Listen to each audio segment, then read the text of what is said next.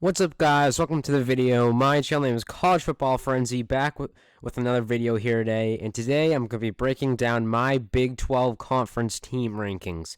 The Big 12 last year, it had an average year. Oklahoma was pretty good as usual. They won the conference. Texas was a pretty big disappointment. And Baylor was a surprise team that had a pretty good season overall. It had a few ranked teams overall, but I definitely believe it took a little bit of a step back overall compared to 2018 in terms of how many talented teams they have. For this upcoming season, it should be an interesting conference. I think it's a little bit more wide open than it's been in the past. I feel like there are a bunch of teams that can make a push to make the conference championship game, so I think the conference overall should be a little bit more wide open and interesting this year.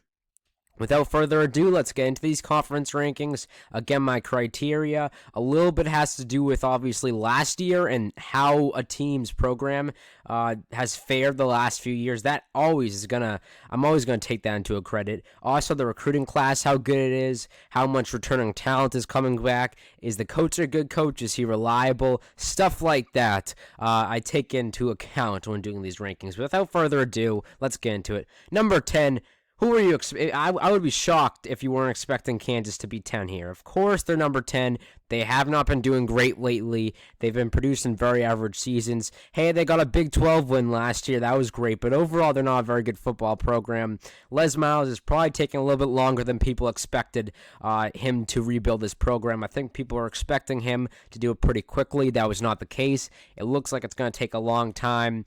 Overall, the recruiting class is only the ninth. It's the ninth best in the Big 12. So I should say the second worst in the Big 12 overall. So it's not a great recruiting class. Returning production overall, it's only ranked 126 in the nation. There's 130 teams, I believe, just to give you that stat. Offense, 41% of the offense is returning. Defense, 44% of returning production, and overall that averages out to 42% of the overall team is returning from last year. So there's not great talent, and I don't think Les Miles is going to do a great job this year. So I have Kansas at 10. 9, Texas Tech. Hard place to put the Red Raiders. I don't want to underrank them too much, but I feel like considering last year how they did, I had to put them at 9 for now. Their recruiting class, it's not that great. It's only the 7th best in the Big 12. Returning production, it's only 81st in the nation. Offense, 48% returning. Defense, 71% returning. And overall, it's 59% returning production. So the returning production's not great. But overall, just looking at last year, they didn't do good. The recruiting class isn't good. So it doesn't look like there's going to be much great talent on this team, and I feel like Texas Tech is going to fail to beat any of these good teams in the Big 12. So I put them at 9 now. You know, they did pull off a lot of their losses last year were close, I'll admit that. They almost beat Kansas. It was a close game. It came down to a blocked field goal. They came close with Baylor, actually. They took them to a couple overtimes. So they had a lot of close games, I'll admit it. But right now they're 9. 8, West Virginia. All right, so many people are probably going to be disappointed to see West Virginia 8, but I have to put them there. Listen, it was no shock to me, obviously, in 2019 when West Virginia didn't do nearly as good as they did in 2018. I mean, they lost Will Grier, their quarterback, and they lost their head coach. They had a new head coach coming in at West Virginia. So, of course, I expected West Virginia to be a worse football team, and I expect them to be a little bit of the same this upcoming year. I mean, it's a second-year head coach. The talent is not great overall. The returning production is 66th in the nation, but they didn't have great talent last year overall. 71% of the offense is returning, and the defense, 58% of it's returning. Overall, that's 64% of the team from last year is returning. But still, overall, I didn't think West Virginia was great last year. I don't think they're going to be a very good team this year. I just don't think they can compete with the great teams. And, of course, like I said, losing your starting quarterback in Will Grier, that was obviously going to hurt that West Virginia team last year. And losing your head coach, that hurt. So I wasn't shocked whatsoever that West Virginia didn't do great. It's not really their fault. 7, Kansas State. Tough team to place. Kansas State at some points in the season last year was ranked, but also they had their low moments where they played pretty badly. They beat Oklahoma, but they had a lot of disappointing games. They lost to Navy in their bowl game, so this was a hard team to rank. Overall, returning production, they're ranked 76th in the nation for return production, 59% of their offense is coming back, 63% on their defense, and 61% overall. That's the average. So the returning production is okay. Their recruiting class right now, it's only the 8th best in the Big 12, or I should say 3rd worst. So it's not great overall. So not much talent. And just they look pretty inconsistent last year, to be honest. I expect some of the same. Maybe they have a few stints where they win some big games, challenge some decent teams like TCU and Baylor. But overall, they're not that great of a football team, in my opinion. They're pretty inconsistent, so I put them at 7. But I could see them upsetting a team like Texas or Baylor, something like that. 6, TCU. Another tough team to place, because I think TCU definitely was losing a lot of their key players. That definitely is going to hurt them. Overall, though, they're still they're ranked 64th for returning production. 61% is coming back on the offense. 60 on the defense, averages out to 65% overall is coming back. Their recruiting class, it's the 3rd best in the Big 12, so they have a pretty good recruiting class. They've got great coaching. We know TCU can make a run any year. The last 2 years haven't been great, but with the coaching and stuff like that, you know TCU can at least be a big threat in the Big 12. I think that's why I put them at 6 right now. I don't know what happened these last 2 years, but I expect them to bounce back and make a bowl game.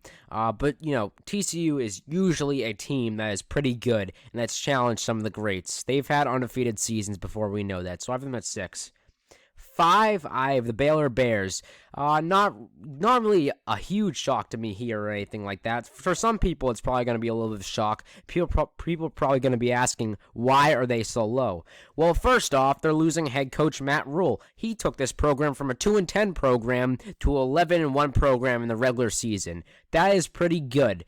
And if you look at Baylor's games last year, most of them were close. Most of their wins were close. TCU, I think, took them to 3 overtimes. Texas Tech took them to overtime. They needed a game-winning field goal against Iowa State to win that football game. Oklahoma State was close at the start. I'll admit, the Oklahoma losses, they were close, so I'll give them that. They could have won those games. But still, overall, most of their games that they won were close, and they had the worst out-of-conference schedule, I believe, in all of the FBS. I might be wrong on that, but I believe it was terrible. I know it was terrible. So it was not a strong schedule overall, and I think Baylor benefit from that. And losing head coach Matt Rule, that's going to hurt. They have the worst recruiting class in all of the Big 12, according to 24/7 Sports. That's going to hurt. Their returning production's only ranked 108th in the nation. That hurts. 70% is returning on offense, 32% is returning on defense. Overall, that's 51%. The offense was not great last year. At least you're getting Charlie Brewer back, but you're losing Denzel Mims. And the defense was what carried the team last year, and only having 32% of it return back. That's definitely going to hurt a lot. I expect the defense to still be the better part of this program because they're getting Dave Aranda as the head coach, and he was a former defensive coordinator for LSU. So I expect the defense to clearly be the main focus of this program, but still overall, I think they'll definitely be worse. So I have them at 5 right now. I really don't understand why people are putting them in their top 25 for the preseason. I just don't think it's a smart move. 4, Iowa State. All right, Iowa State had glimpses of greatness last year, kind of like Kansas State. They were a little bit inconsistent. They had times where they did pretty good. They had times where they didn't do very good. They were in the rankings for a few weeks, back and forth overall throughout the season. A tough ending. They got destroyed by Notre Dame in the Camping World Bowl. They beat Texas. That was a pretty good win, and they nearly beat Oklahoma. Came down to a missed 2-point conversion, in which there was a little bit too much contact, in my opinion. But overall, Iowa State was pretty good last year. They have the 6th best recruiting class in the Big 12. Not great, but their returning production is pretty good overall. It's the 52 best in the nation. Offense at 62% returning. Defense at 73% returning. Overall, that's 67% is returning, so that's pretty good. And, I expect them to be a pretty challenging team. Not an easy place to play at. I definitely feel like they can challenge from the Big 12 greats. I really wouldn't be shocked whatsoever if this team made the Big 12 championship game. I definitely think they can make a push, but definitely expect to see this program in the top 25. 3, the Oklahoma State Cowboys. I'm excited about this team. I'm excited for some change in the Big 12. Oklahoma State, they are back. I'm excited to say that, or hopefully they're back.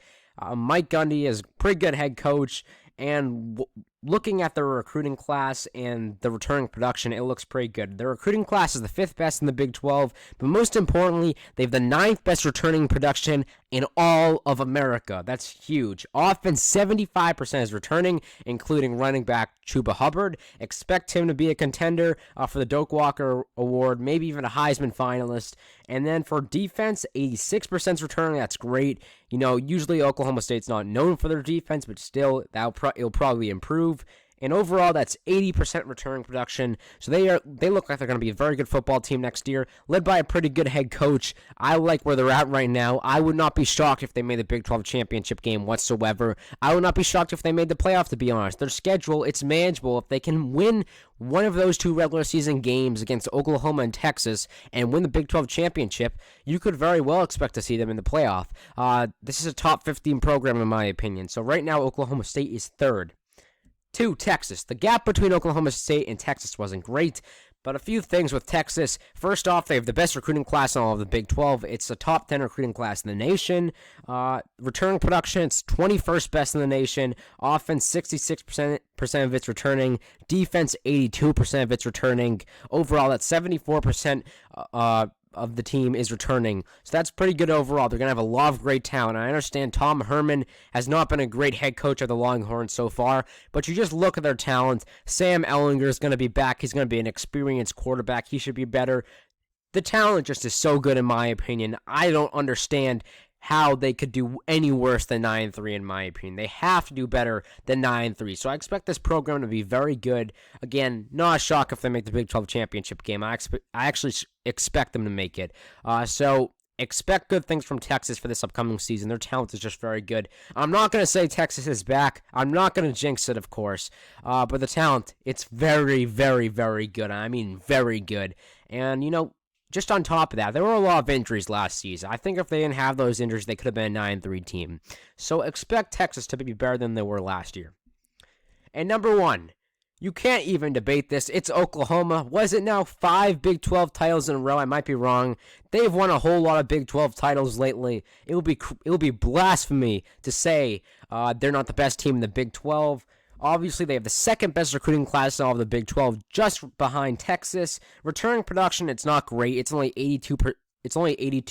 The 82nd best returning production in the nation. The offense returning production is not great, but overall, love the defense is coming back. Alex Grinch, I'm not buying too much hype in him, but I expect the defense to at least improve a little bit under him.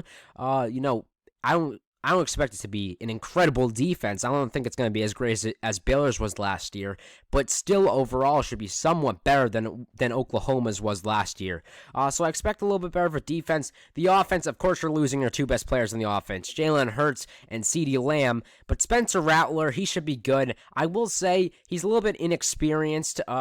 He's played some snaps, but when I mean inexperienced, I mean Lincoln Riley's had to deal with Baker Mayfield, who was, I believe, a junior when Lincoln Riley came in. Kyler Murray was an upperclassman. Jalen Hurts was a senior. So I'm just saying that's the one thing you need to look out for, just to be a little bit careful with Oklahoma. The quarterback situation, Spencer Rattler, he's not as experienced as those guys have been, and Lincoln Riley's used to experienced quarterbacks. That being said, Lincoln Riley is an offensive master. He's very good with quarterbacks, so Spencer Rattler should be fine overall, and they still do have some weapons. But overall, the talent's pretty good. The other big issue probably is the offensive line. It's not great overall. But overall, it's Oklahoma. How am I not going to put them first? They could probably have the worst recruiting class in the Big 12, and I would still have them in the top 2. Just because they're Oklahoma. They win Big 12 titles. That's what they do. But yeah, guys, that's it for now. Thank you for joining in. Please make sure to like and subscribe. Check out all my other videos. Leave your Big 12 rankings down below. Show these to your friends and stuff like that. I always appreciate new subscribers. And yeah, guys, that's it for now. Thank you for joining in.